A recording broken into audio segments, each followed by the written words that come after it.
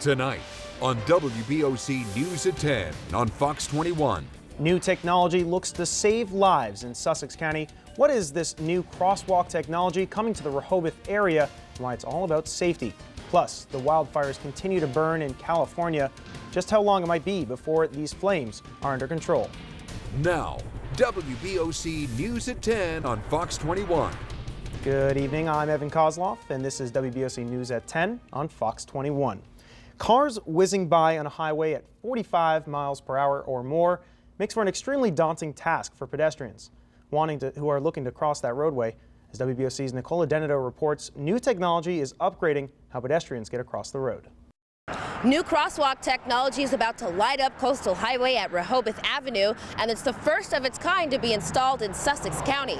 21 people have died trying to cross Delaware's busy highways in 2015. That's more than double the total last year. And Route 1 passing through Rehoboth isn't any less dangerous. Sometimes people, for whatever reason, can't see a red light. It's just dangerous all the way around. So for the first time ever in Sussex County, a new kind of crosswalk is set to debut soon. On the southbound side of Coastal Highway, the new crosswalks are activated when it senses a person approaching the signal and presses a button, kind of like regular crosswalks. Though once activated, the signal goes through a series of stages, stopping traffic long enough for people to cross safely. Sometimes it can take a really long time, but you can't be crazy whether you got to wait until it's safe to cross. Even though the new crosswalks are not up and running until September 17th, Campbell says he feels much safer crossing with its presence. Definitely feel a lot safer. We're much more comfortable having the kids hop on the bike, and then we can ride into town and hop across the street and get on the Junction Breakwater Trail, and you know, it's definitely opening up more possibilities, and more possibilities are great for mom and dad. Residents aren't the only ones who can attest to how dangerous crossing the highway is. Jody Smith owns the Fractured Prune in Rehoboth right next to the new crosswalk. He says he's seen a lot of close calls. And it's not just everybody coming to Rehoboth Beach. They go through here to get to Ocean City. Now that we have the crosswalks, I still see people crossing in the middle of the traffic. Traffic can be moving and people still want to cross the highway. The new hawk signals are only installed on the southbound side of Coastal Highway, while the northbound side has a traditional pedestrian crosswalk signal. Now, the new crosswalks are just one of a few examples of how Rehoboth's Pedestrian Safety Task Force is upgrading how people cross the city's busiest road. Reporting from Sussex County, Nicola Denito, WBOC News, Rehoboth. That new crosswalk system in Rehoboth is called High Intensity Activated Crosswalk, or HAWK for short. It's the third crosswalk system to be installed in the state of Delaware. To Worcester County now, a 65-year-old man from Pittsville has lost his life in a serious accident in Snow Hill. It all happened just before 4 this afternoon when troopers were dispatched to the Whiten Road area in Snow Hill. Police say that Stephen Hoffman was riding a motorcycle southbound on Route 354 when the vehicle left the side of the road. The motorcycle then traveled through a ditch and collided with a telephone pole. Hoffman is survived by his wife after that crash in Snow Hill. And police are investigating another motorcycle crash, this one in Sussex County. It happened just before 10 last night as a 39-year-old Laurel man was operating a Harley-Davidson northbound on Coastal Highway.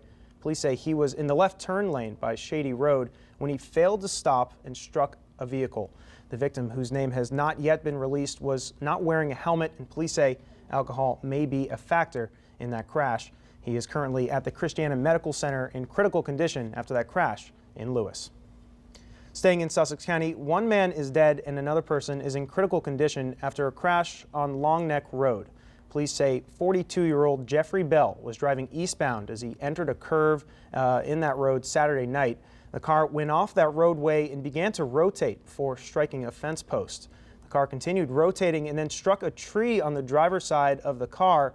Police say Bell died at the scene. 37-year-old Jamie Taylor was a passenger in that car. She was taken to BB Healthcare in critical condition. Police are still investigating that crash in Sussex County. In some lighter news now, the third annual Dragon Boat races kicked off in Lewis earlier today. The Sussex County Academy, that is, hosted its yearly fundraiser at Canal Front Park in Lewis. At this event, teams of 20 people race about 500 meters on a boat that is 46 feet long. You can see it right there. All money raised at the event goes towards campus needs of Sussex Tech there in Sussex County. And it was a pretty good day to be out there in the water, although fall is right around the corner. Let's check in now with meteorologist Mike Lichniak in the Storm Tracker Weather Center.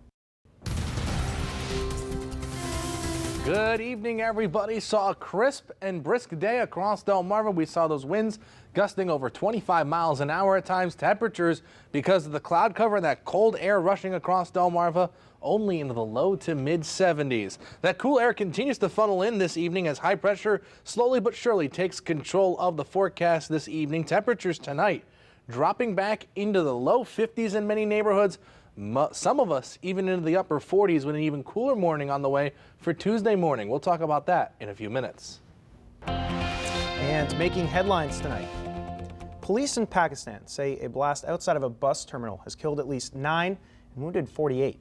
The explosion happened Sunday night in the city of Multan. One government official said that it appears that a suicide attack is to blame. There's been no immediate claim of responsibility, but Pakistan has long been fighting militants who want to overthrow the government to install their harsh brand of Islamic law there in Pakistan. Stateside now, presidential candidate Hillary Clinton is speaking out about a subject she rarely speaks of in public, her faith. The Democratic candidate celebrated the 200th anniversary of the founding of the United Methodist Church in Washington today. Clinton said it's important to put religious words into action. She also cited Apostle Paul's letter to Romans and said it requires creating opportunity for people who don't have it. Talent is universal, but opportunity is not yet. Too many people are held back by economic pressures and social barriers. It's still too hard for too many to find a good job that pays enough to support a middle-class life. Clinton also received political advice from her former pastor in that church. He told her that according to the New Testament, she should be nicer to the press. Clinton later told reporters she'll take that advice to heart. A state of emergency has been declared as wildfires burn across drought-stricken California. More than 17,000 people have been evacuated from their homes, and many evacuees have nothing to go back to. Danielle Nottingham reports from Lake County, California. The Valley Fire exploded overnight in Northern California. Flames destroyed home after home in Lake County, about 100 miles north of San Francisco. Embers rained down on residents trying to escape the raging wildfire. Neighbors' houses, friends' houses, everybody's houses are burning up. It's awful. The fast-moving fire is still growing. The governor has declared a state of emergency. Evacuees fear the worst. Everything behind the gas station is gone. The school's gone. The store's gone. And a lot of people have dogs stuck up there and they won't let them go get them. Officials say heavy wind and dry brush fueled the wildfire. The blaze jumped a highway and drivers abandoned cars. 4 firefighters suffered second-degree burns battling the fire. Residents say parts of Middletown have burned to the ground. We're a strong community and we all stick together and we'll just rebuild it day by day. Another wildfire is also burning 70 miles southeast of Sacramento. That fire has destroyed more than 130 structures. Thousands more are in its path. Danielle Nottingham, CBS News, Lake County, California. Officials say there is zero containment on the Valley Fire there in California. Well, coming up next, all police officers wear a uniform, but in Iowa, one cop is turning to an untraditional costume. Why this officer is sporting such unique hat wear. That's next when WBOC News at 10 on Fox 21 continues in just minutes.